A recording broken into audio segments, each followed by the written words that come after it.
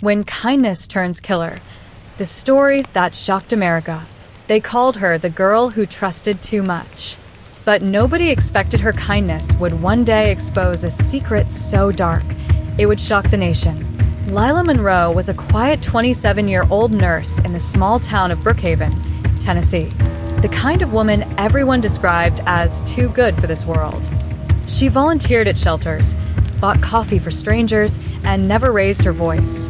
But beneath that gentle smile was a heart that would soon be shattered. Lila met Dr. Charles Whitmore, the town's most respected surgeon, when she stayed late after a night shift. He was twice her age, wealthy, charming, powerful. Everyone admired him, and when he began showing her attention, people called her lucky. But luck was never on Lila's side. At first, Dr. Whitmore treated her like gold. Flowers at work, expensive dinners, long walks under the hospital lights. He said things like, "You make me feel young again, Lila. You're special." She believed him, because when you've spent your life being overlooked, you want to believe someone finally sees you. But soon, the compliments turned into commands.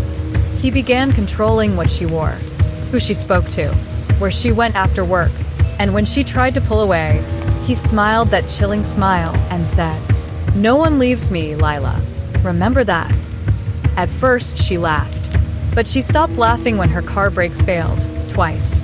Lila's friends begged her to go to the police. But who would they believe?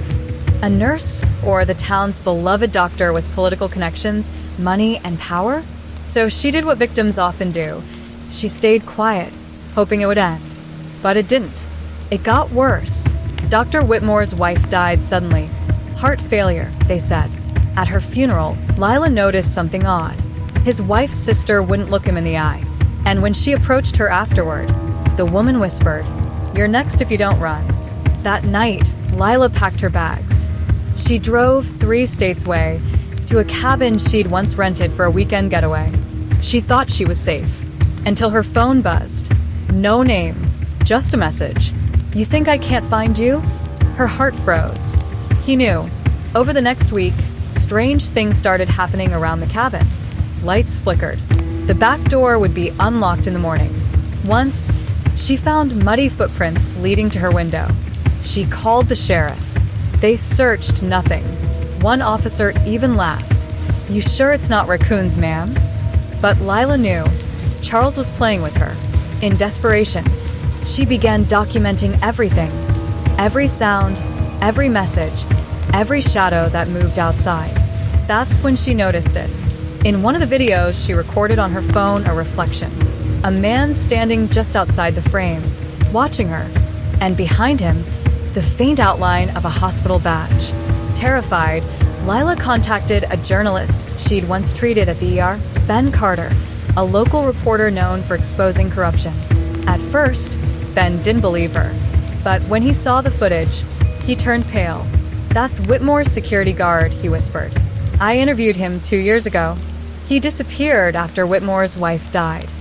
Something wasn't adding up. Ben agreed to help her. They met secretly at a diner outside town. Lila handed him a flash drive containing her recordings. But when she went home that night, her cabin was gone, burned to the ground. The fire department called it an accident. She called it a message. And when she went to retrieve her phone, it was missing. Someone had been inside. Ben promised to publish everything she gave him. But before he could, his car was found submerged in the river. The footage was gone. No traces left. That's when Lila realized she wasn't fighting a man anymore. She was fighting a system built to protect him. For weeks, she vanished. No phone, no contact, until a new video surfaced online. Anonymous, shaky, but real. It showed Dr. Whitmore at a private event, laughing with a glass of champagne, and in the background, Lila, smiling, alive. Viewers thought it was an old clip, until someone paused the frame and noticed something in her hand. A tiny voice recorder. The internet went wild. Conspiracy theories. Speculation. The story blew up overnight. The nurse who vanished. Did she trap her abuser? Police reopened the investigation. And days later, They found something buried near Whitmore's lake house, his wife's necklace, along with a vial labeled Digitalin, a deadly heart drug. Dr. Charles Whitmore was arrested, but before trial, he disappeared, just like Lila once did. And that's when things took an even darker turn, because a new message appeared on a private forum. When kindness turns killer, justice has no mercy. Attached was a photo. Whitmore, tied to a chair, eyes wide in terror. Behind him, a figure in a nurse's jacket. The caption read, "Sometimes, angels don't save lives. They take them back." The line between victim and avenger isn't always clear. Sometimes, the quiet ones carry storms inside them, waiting for the day the world pushes too far. If you were Lila, what would you have done? Don't forget to subscribe, turn on the notification bell, and share this video if you believe justice should never be silent. Because the story isn't over yet. The line between victim and avenger isn't always clear. Lila Monroe vanished after her abuser, Dr. Charles Whitmore, was arrested, then disappeared himself. Days later, an image surfaced online. The doctor, bound to a chair with someone in a nurse's jacket standing behind him. The internet went silent. No one knew if the photo was real or if it was an elaborate hoax. But what happened next would turn the case into one of the most disturbing mysteries in modern history. Detective Harper Kane took over the investigation after federal agents dropped it. Kane was sharp, skeptical, and hated what the media was doing, calling Lila the angel-turned-killer. He started with the basics. Dr. Whitmore's abandoned home. Inside, the walls were spotless except for one thing. Behind a mirror, forensic techs found a hidden compartment. Inside, a hard drive, labeled simply Patience D. What was on it made seasoned detectives nauseous. The voice matched Whitmore's, but another voiced female answered back. It sounded like Lila. When the news leaked, the internet exploded. Was she an accomplice before she became a victim? Had she helped him, then turned against him? Detective Kane refused to jump to conclusions. He tracked down Marcy Feldman, the nurse who worked alongside both of them years ago. When he found her, she was living under a new name in Louisiana. You think that girl knew what she was walking into? He used all of us, every single one. Marcy confessed that Whitmore ran an underground network, wealthy clients, fake prescriptions, and illegal experiments. And Lila? She had stumbled onto it when she noticed missing medication logs. She confronted him, and that's when he broke her. She hesitated to talk until Kane showed her the footage, her eyes filled with tears. Meanwhile, across town, a new figure entered the story, Samuel Green, an investigative podcaster who claimed to have proof Lila was framed. He released a teaser episode with one chilling sound clip, Lila's voice trembling. "If something happens to me, it wasn't an accident." The clip sent shockwaves through social media. But the next day, Green disappeared. His studio was ransacked. Files gone. Police called it a burglary. Kane called it something else. Someone's cleaning house. 2 weeks later, a fisherman found a body in the river. Not Green's. It was Ben Carter, the journalist who had tried to help Lila in part 1. Only this time, his phone was still in his pocket, and on it a 6-second video. It showed Lila, alive, terrified, whispering into the camera. He's not the only one. Then static. The timestamp? 2 days after Whitmore vanished. Detective Kane replayed the clip over and over. The background looked like a basement, brick walls, faint humming sound, maybe a generator. But there was something else, a shadow moving behind her. Someone tall, someone wearing a surgical mask. The deeper Kane dug, the darker it got. A hidden bank account linked Whitmore to Evelyn Cross, a local judge. Yes, the same one who'd been assigned to his case. She denied everything, but a trail of payments told another story. Kane confronted her privately. She said one line that made his blood run cold. "Detective, some debts aren't paid in money. They're paid in silence." By now, the public didn't know who to believe. Was Lila an avenger or a pawn in a much bigger conspiracy? Every news station called it the kindness killer mystery. But then, Another message appeared online. Same anonymous account as before. It read, He begged for mercy. She gave him truth. Attached was an audio file. The voice of Dr. Whitmore. broken, crying. Please, Lila, don't do this. Followed by silence. Then the faint beep of a hospital monitor flatlining. Authorities raided an abandoned clinic Whitmore once owned. Inside were surgical tables, medical equipment, and bloodstains. And in the center of the room, a single note taped to the wall. It read, For every wound he caused, one more healed. Signed, L. The country split in two. Half called her a murderer, half called her a hero. Detective Kane saw something different. A pattern. Each new leak came from a different state. Each file timestamp followed the same schedule, 7 days apart. Like someone was sending breadcrumbs. She's not hiding, he told his team. She's leading us somewhere. But to where and why? One night, Kane returned home to find a small package on his doorstep. No return address. Inside, a flash drive and a locket. When he opened it, he froze.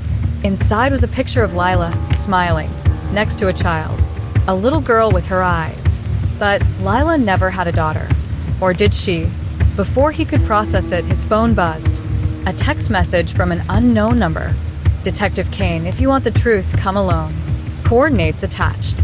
He stared at the screen. The location was a rural hospital, abandoned for years.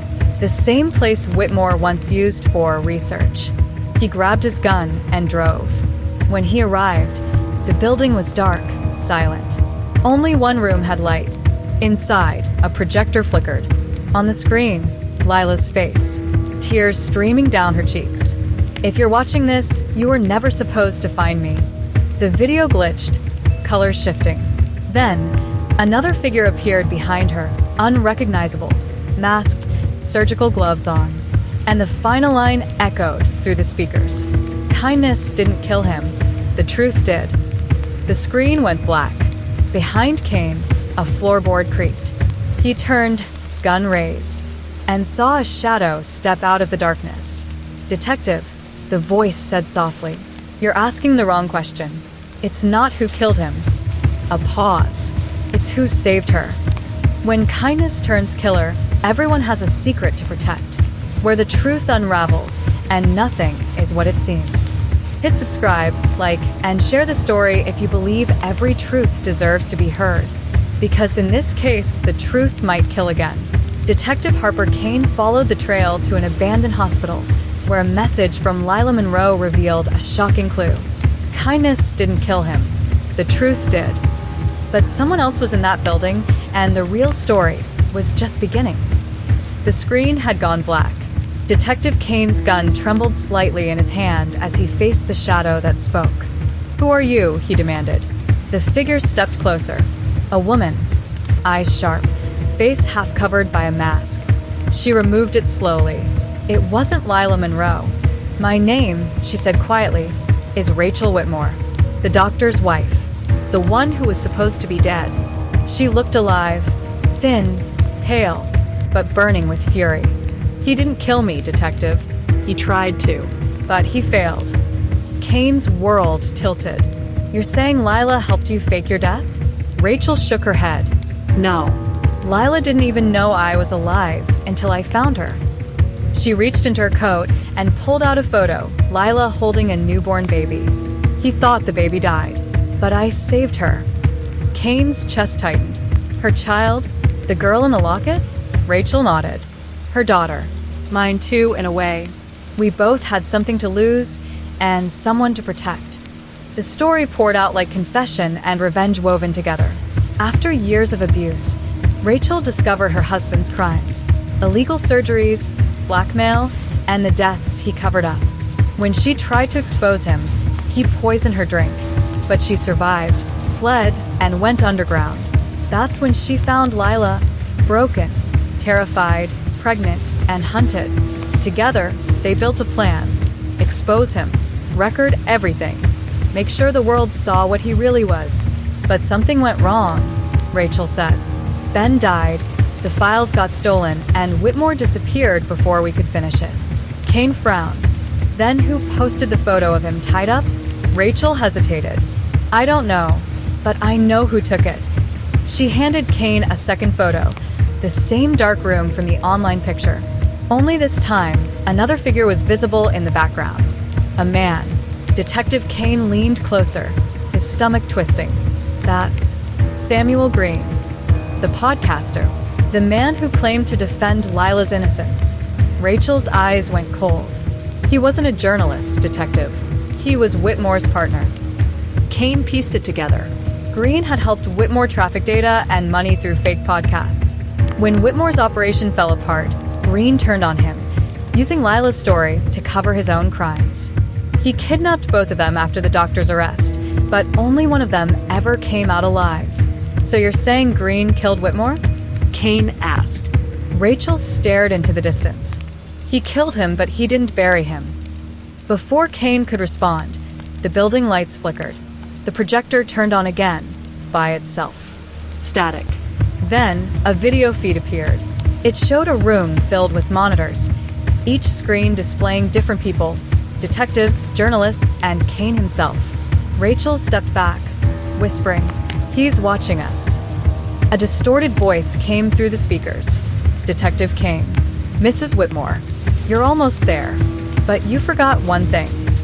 The feed cut to a live view of a small, candlelit room. In the center, Lila Monroe, Alive. tied to a chair. Rachel screamed, No, that can't be. She was safe." Kane drew his gun and shouted into the room, "Where is she? What do you want?" The voice laughed. "You still think this is about her? About kindness and killers? You don't get it." The camera zoomed in on Lila's face. Pale, bruised, eyes open. Tears streamed down her cheeks. It was never about Whitmore. It was about you all. Static again. The feed went dead. Kane and Rachel raced toward the basement, following faint humming sounds from the old generator room. The deeper they went, the colder it became. And then voices. Two people arguing. A man. A woman. They pushed open the door and froze. Samuel Green stood there, holding a gun to Lila's head. She was alive, but barely. "You think you can destroy everything I built," he shouted. "Whitmore was just one part of it. You don't understand how deep this goes." Kane aimed his gun. "Drop it, Green." Green sneered. "You think she's innocent, detective? Ask her about the patients she helped drug. Ask her what she did before she turned on him." Lila's voice cracked. "It was him. He made me. I try to stop it." Green grinned. "You see? No angels here. Just devils pretending to care." A shot rang out, but not from Kane's gun. Green staggered, blood blossoming across his chest. Behind him, Rachel stood, holding the smoking gun. Her hands trembled. "You don't get to rewrite her story," she said softly. He fell, motionless. For a long moment, no one spoke. Then Lila looked up at Rachel. "You saved me." Rachel smiled faintly. "No, Lila, you saved me." In the aftermath, the investigation revealed everything. Whitmore's crimes, Green's betrayal, and the powerful network that funded them. Rachel and Lila both testified under protection. Their footage exposed an entire web of corruption. Justice was served, but the cost was everything. Lila disappeared again after the trial. New identity, new life. Rachel went silent, refusing all interviews. Detective Kane filed his final report and closed the case. Or so he thought. 1 year later, a package arrived at the Brookhaven Police Department. No sender. Inside, an old hospital badge. Dr. Charles Whitmore's. And on the back, written in red ink, "Did you really think it was over?" Attached was a USB drive. Kane plugged it in. The video loaded. A dark room. Footsteps. Then a woman's voice. Calm and clear. This time, detective, kindness won't be enough. The screen faded to black. In the end, justice was served, but evil rarely dies in silence. Some stories close their books. Others just turn the page. If you believe this story deserves to be heard, subscribe, like, and share it now. Because sometimes the truth isn't the end. It's just the beginning. Thank you all for watching. Please don't forget to subscribe to this channel.